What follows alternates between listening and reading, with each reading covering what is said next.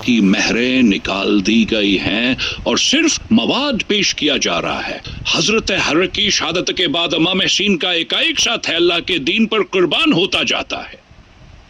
हजरत अब्बास के जितने भी भाई थे वो सब इमाम हसीन के कदमों में कुर्बान होते हैं। जनाब अब्बास के बेटे कुर्बान होते हैं। हजरत हबीबा बिन ज़ाहिर अपनी कमर में लाठी बांध लेते हैं ताकि झुकी हुई कमर सीधी हो जाए और वह मैदान में जाकर शहादत तक आजम पे लेते हैं।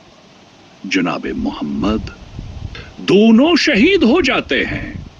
जैसे जैसे अजीज व अकारब शहीद होने लगते हैं, शहजादा कासिम इमाम हुसैन की खिदमत में आकर अर्ज करते हैं, ऐ मेरे चचा, मुझे भी इजाजत दें ताकि मैं भी आपके कदमों में कुर्बान हो जाऊं। इमाम हुसैन फरमाते हैं, ऐ मेरे प्यारे भतीजे, तो मेरे भाई हसना की निशानी है।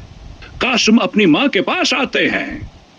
उनकी माँ बीबी फरवा फरमाती हैं, ऐ बेटे, तुम्हारे बाबा हुसैन ने यह वसीयत की थी कि जब पूरी दुनिया मेरे भाई हुसैन के खिलाफ हो जाए तब तुम ये तावीज खोलना। कासिम के बाजू पर बंधा तावीज खोलते हया इमाम हसीन इजाजत देते हैं। कासिम मैदान में शेर की तरह हलते हैं मगर दुश्मन चारों तरफ से घेर लेता है। जब वो जमीन पर गिरते हैं, इमाम हसीन आते हैं और फूलों के तरहान के जिस्म के टुकड़े जमा करते हैं। जब कासिम की पामल्ला शखीमे में पहुंचती है, बेबियां रोने लगती हैं। इस युकत जनाब अब्बास अर्ज करते हैं, मौला, अब तमाम साथी शहीद हो गए हैं, मुझे इजाजत दें। इमाम हुसैन फरमाते हैं, ए अब्बास, तो फौज का स्पा सालार है, तुझे कैसे इजाजत दूं? अब्बास कहते हैं, अब फौज में कोई नहीं बचा सवाए अकबर और आपके। बच्चे प्यास से तड़प रहे हैं, मुझे दरिया से पानी लाने की इजाजत दें। इमाम फरमाते हैं, जाओ ज़ैनब से इजाजत लो।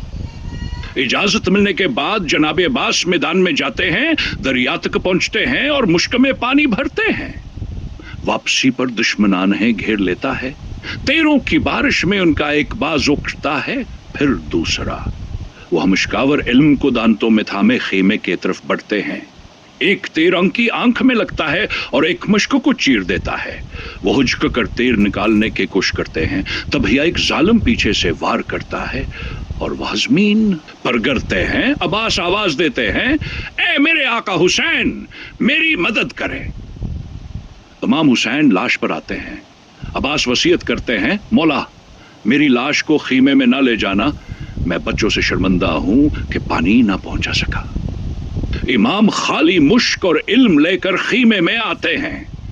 बच्चे इल्म देखकर समझते हैं कि चचा आ रहे हैं, लेकिन जब देखते इल्म खून से लथपथ है और मश्क खाली है तो रोने लगते हैं।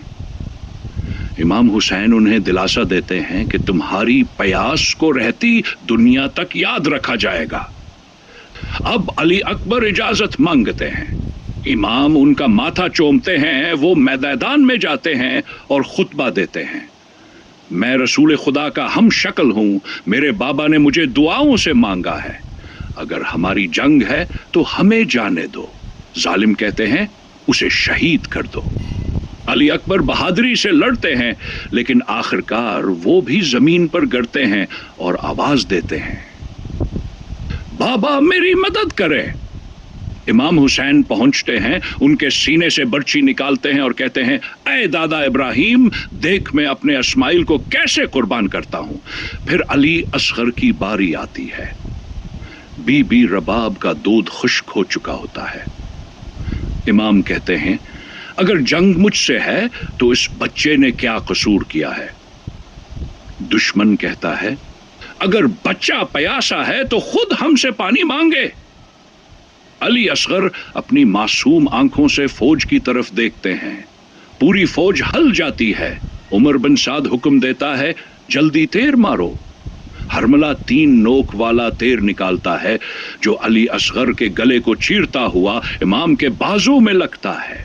इमाम खून को आसमान की तरफ अछालना चाहते हैं, मगर आसमान कहता है, ए नवासे रसूल, मैं कयामत तक पानी नहीं बरसाऊंगा।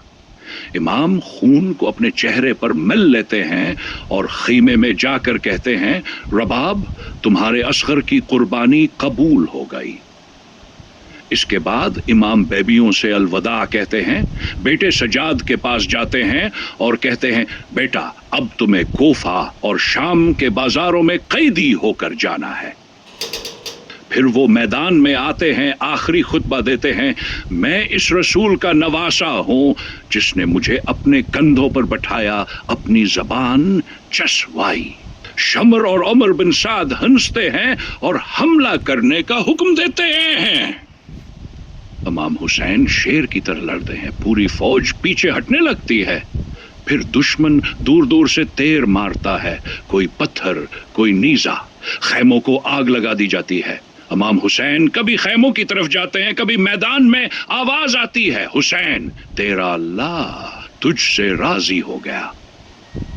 آپ سجدے میں چلے جاتے ہیں، شکر ادا کرتے ہیں۔ تبھی شمر آگے آتا ہے اور امام کا سر کاٹ دیتا ہے۔ امام کا سر نو کے نیزہ پر بلند کیا جاتا ہے، گھوڑوں سے ان کی لاش کو روند ڈالا جاتا ہے، خیموں کو لوٹا جاتا ہے، بیبیوں کو بے پردہ قید کیا جاتا ہے۔ مگر پھر بھی نو کے نیزہ پر حسین کا سر یہ پیغام دیتا ہے، لا الہ الا اللہ محمد رسول اللہ، اللہ کے سوا کوئی عبادت کے لائق نہیں اور محمد اللہ کے رسول ہیں۔